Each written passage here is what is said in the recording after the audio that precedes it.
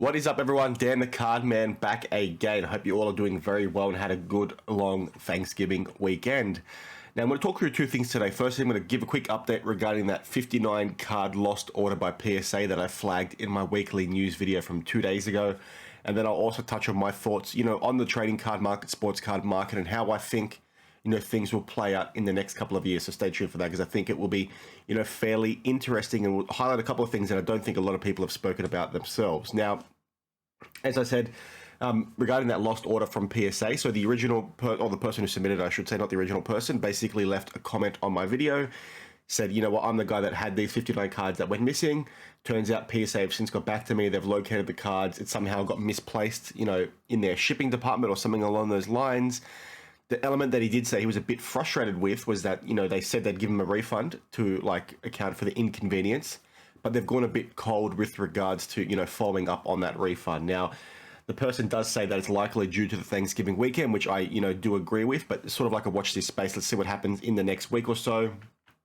This again goes to the things I've spoken about before on the channel, right? Where we need people to flag this sort of stuff on social media to try and get some traction, because would something like this, like I said in my video the other day, would something like this have been flagged, as quickly internally out at PSA as it did, if they didn't say anything, right? Like, the guy waited around for a number of weeks to get a response. Nat Turner picks it up, and then a couple of days later they find the cards, and now I've got to reimburse the customer and also ship them back to him. It's like, would that stuff have happened if it wasn't flagged? Would that stuff have happened if it wasn't for, my channel? Would that stuff have happened if it wasn't for Retro Hoops and Sports Card Radio and AIH Sports, all these other channels that do this sort of content regarding trying to hold people accountable?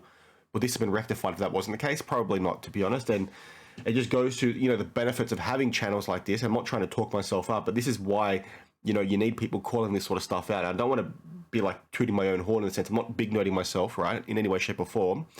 But I'm just saying, you've got these businesses in place within this industry that are not doing a good enough job, right? Their QC is incredibly poor. You've seen the stuff with Panini as well. Their communication is probably worse than their QC, right?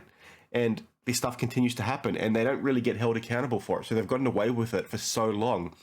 And not to mention the fact that, this will go into the next point I want to talk to as well, so many people are naive within the hobby because it's all new money that's essentially come in, at least for the most part, where people just don't speak up, they don't know it's an issue, they're not sure what to do, so they don't say anything, and then stuff compounds and spirals, and these businesses, start, taking more and more advantage. It's like, you give someone an inch, they take a mile, right? You got that old saying where these businesses keep saying, okay, we're getting away with this, we're getting away with this, and then slowly but surely, they're starting to take more and more value away from you as a customer.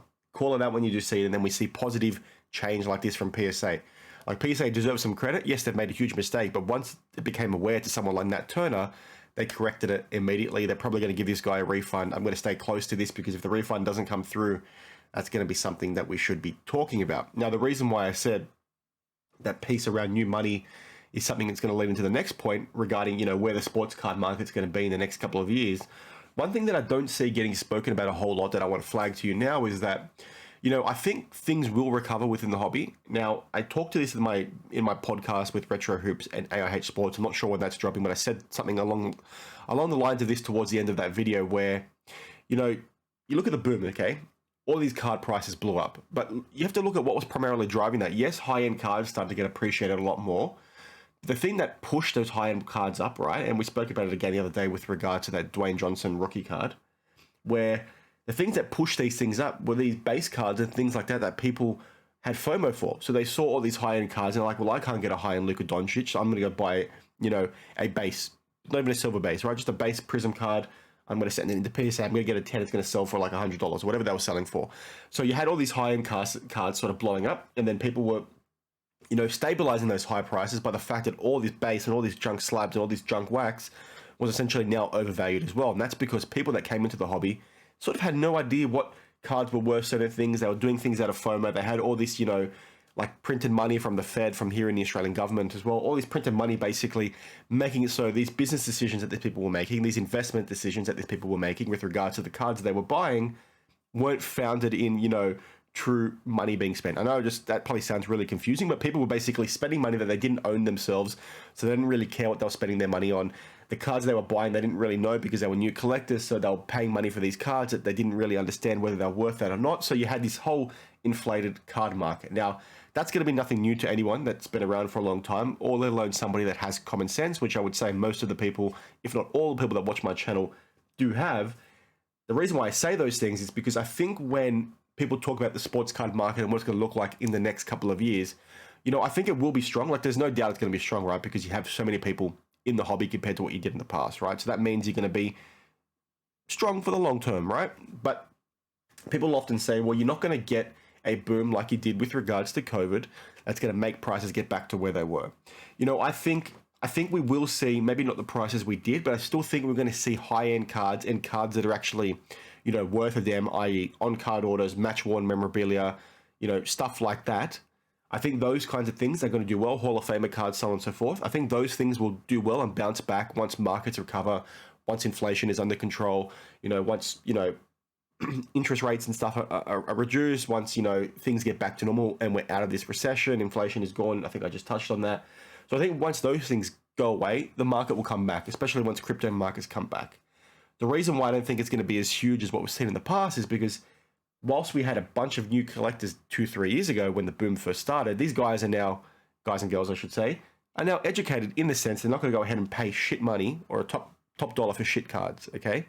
So don't expect the market to come back with regards to these crappy base cards as you would with regards to these high-end cards. And I know that is very common sense as well, but not a lot of people talk to that point. And I still see people, chasing these base cards with the thought in mind that things are going to bounce back. I don't think it's going to bounce back in that space, right? People are not dumb.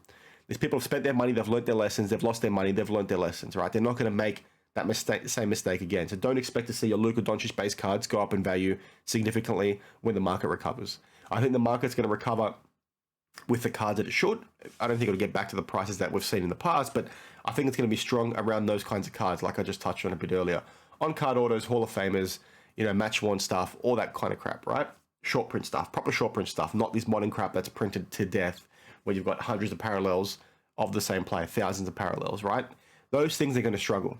The stuff that's truly valuable that the market is seemingly starting to, appreciate a little bit more day by day, that kind of stuff will continue to do really well. Like I said, these base cards that people chased when they had all this free money that pushed the prices up, that basically made a new floor for card prices, right? Because the high-end cards were all the way up here, the base cards were down low, people couldn't get the high-end stuff, so they started to buy the base stuff, and they pushed the floor up, and there was that little gap, and then basically the market died in the ass because everybody was like, well, I've been in the card game now for 1 year, 2 years, 3 years, why the heck did I buy this? And then the people that you're trying to sell the cards to have the same sentiment. It's like, guys, that stuff is not going to recover, so don't hold your breath for it, right? Maybe it will a little bit, but don't think it's going to make you a millionaire. And it goes to the things I've said in the past as well. Just be very sensible with how you're spending your money. Like I said in my video the other day, you can sort of protect yourself when it comes to, instances like this by doing what I do, where you buy like Hall of Famer related stuff. So I've got a Cliff Hagan on-card auto here from Nash Treasures, got a Walt Frazier 1/1 on-card auto. I got these for both fairly cheap, but what I like to do from my collecting, as I said in my video, is, buy this stuff, but then buy some other cards to flip to fund that purchase. So technically these two cards cost me $0 because I've already recovered my purchase price. That means if we do hit a further recession or crap does hit the fan, I can sell those cards for a loss, technically, compared to what I paid for them, and still be happy. Or I can sell them relatively quickly for a loss and not be worried that, I've lost a crap ton of money. Because if I bought those two cards for $100, I've already made my $100 back. I can now sell them for $50 in the middle of a recession. Still technically $50 profit. Yeah, I've lost because I haven't sold them for what I paid for them. So technically there's a loss there, but I'm still up $50 from a cost-based perspective. That's the way you need to be approaching this sort of stuff. That's how it protects you. Again, that's just my opinion. There's many other ways to try and collect. That's just how I approach it, and maybe you should look to approach it in the future as well. Let me know your thoughts on my comments regarding the card market, how you think it's going to recover, whether you think it will it not. Let me know if you agree with me, disagree with me. As I always say, I love to chat with you all in the comments below. Again, I feel like I spoke for a very long time there. Maybe I was a bit confusing. I'm still a bit sick. I'm very congested, so apologies if my voice sounds a bit funny. But that's sort of where I see things are heading, right? I think the market will recover in some capacity just because we've got so many people invested within the hobby now. But the problem is, for the people that want to try and recoup some of this base and junk wax crap they've bought, I don't think those things are going to come back because buyers are so much more educated now compared to what they were in the past. They've learned their lessons with regards to buying crappy cards. I don't think they're going to make that mistake again.